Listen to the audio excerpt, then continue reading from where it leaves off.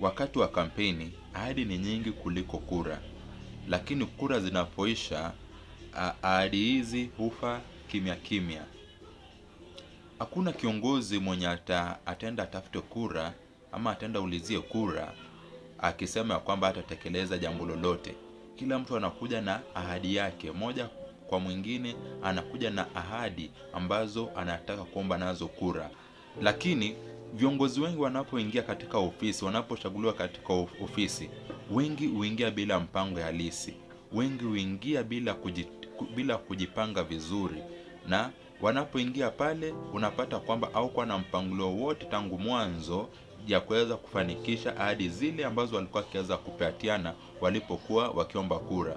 Wengi tu wanaingia pale wakiwa wamenyamaza, wanaingia pale kama hawana jambo lolote la maana, ama hawajui jinsi ambazo wataweza kutekeleza ahadi zile ambazo waliweza kutoa wakati wa kampeni. Kwao ahadi hutolewa ili waweze kushinda kura, bali si kutekeleza. Na baada ya kushinda kura hizo, lawama huanza kutokeleza na lawama zinaanza kutokea. Unapata hapo sasa ndio pale penye wataanza kusema kwamba, ama wanaanza kulaumu regime yenye ilipita, wanaanza kulaumu serikali ambayo iliweza kupita kwamba walifanya makosa na kwamba hakuna pesa kwenye akaunti zao. Ama wakati huo wataanza kulaumu uchumi wa ulimwengu mzima. Wataanza kulaumu uchumi wa ulimwengu mzima, na hapo before waingie uchumi huo ulikuwa hivyo ulimwengu mzima, na sasa jinsi kwa vile wameweza kuingia wataweza kulaumu uchumi ule wa ulimwengu mzima.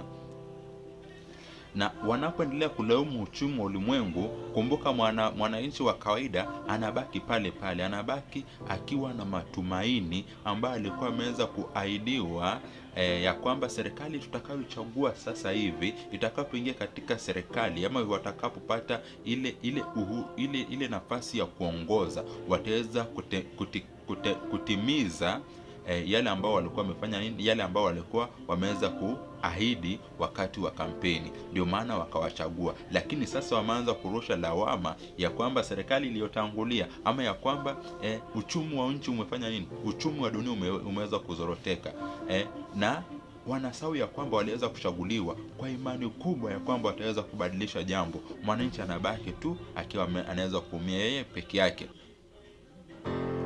Hili tatizo litaenda kujirudia.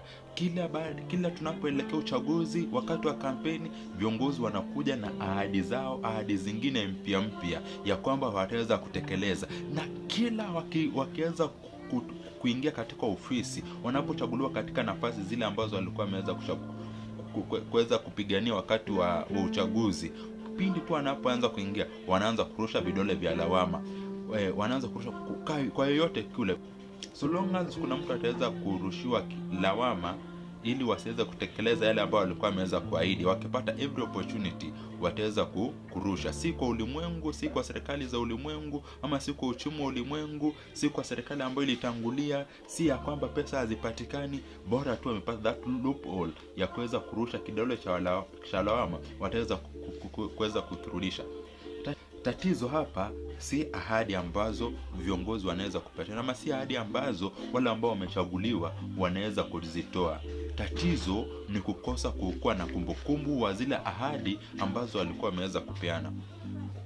Kama wananchi wangeweza kukuwa na kumbukumbu, waweze kuja tu na kuweka kila mtu akuwe accountable kwa kile ambacho wameweza kutekeleza. Tutasema ya kwamba wewe uliahidi kitu fulani, je, umeweza kutimiliza? Uliahidi utatujengea barabara, umejenga kilomita ngapi? Uliahidi utaweza kuimarisha viwango vya elimu ama viwango vya mashule katika nchi yako, je, umejenga madarasa mangapi? Ama je, umeongeza vitabu vingapi katika mashule? Ama je, walimu wameongezeka kiasi gani? Ni nini ambacho umeweza kufanya ili sekta ya elimu iweze kuimarika? Kama ni kilimo, umefanya nini? Ni mbinu gani mpya umeweza kuja nazo, ama ni mbinu gani utaweza kusaidia wale wakulima wadogo na waweze kuimarika kiuchumi? ni nini kile ambacho ulikuwa umeanza kuahidi?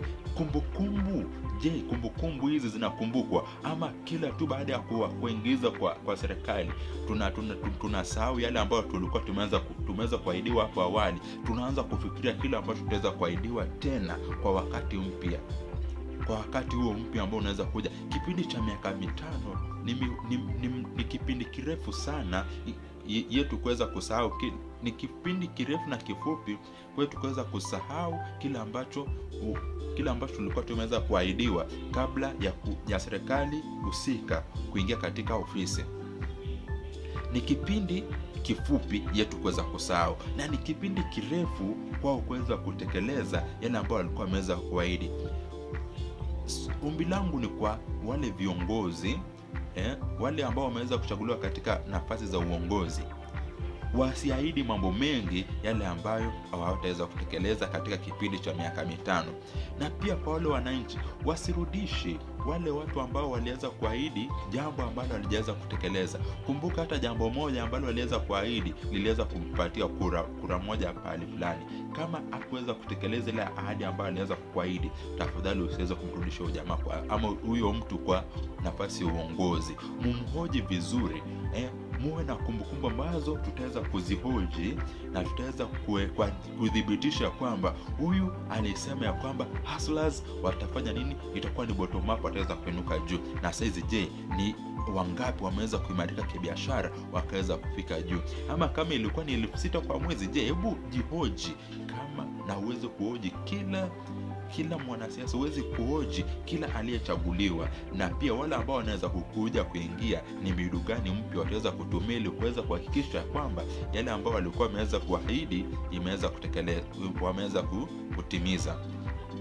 Kuna wale wengine ambao wameweza kujitolea na wameweza kufanya kazi. Kuna wale ambao wamefanya asilimia fulani na tunaona ya kwamba kazi yao imeweza kurudi. Kabla hatujaweza kwenda kupatiwa ahadi mpya, tutaweza kuwauliza kile ambacho kimebaki watatumia muda upi kuweza kutimiliza, ama itachukua muda. Tuanze na hapo, kile ambacho kilibaki. Kama alikuwa anafanya kazi nzuri na kula kile ambacho tunaona mtu ako very promising katika kazi yake ambayo anafanya, tusikimbie kwenda kumtoa kwa ofisi kwa sababu hatujui yule ambaye. Lakini kama kazi yake ilikuwa inaonekana ni nzuri, angalia kile ambacho kilikuwa kimebaki, muulize ya kwamba sasa hii yenye ilikuwa imebaki utatumia muda upi, ama ni kiwango kipi ambacho tutaweza kuhitaji ili uweze kutumia ili kuweza kutimiza kile ambacho kiliweza kubaki.